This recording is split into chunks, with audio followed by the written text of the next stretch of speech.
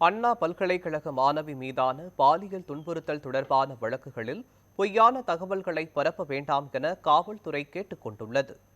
சென்னை அண்ணா பல்கலைக்கழக மாணவி மீதான பாலியல் துன்புறுத்தல் வழக்கை விசாரிக்க அண்ணாநகர் துணை ஆணையர் தலைமையில் அனைத்து மகளிர் சிறப்பு புலனாய்வு குழு அமைக்கப்பட்டுள்ளதாக காவல்துறை தெரிவித்துள்ளது.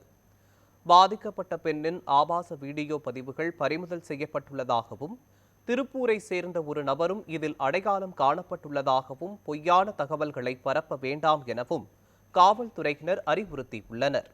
சமூக ஊடகங்கள் மூலம் பொய்யான கருத்துக்களை பரப்பி பொதுமக்களிடையே குழப்பத்தை ஏற்படுத்தும் செயல்களில் ஈடுபடுபவர்கள் மீது கடுமையான நடவடிக்கை எடுக்கப்படும் எனவும் எச்சரிக்கை விடுக்கப்பட்டுள்ளது.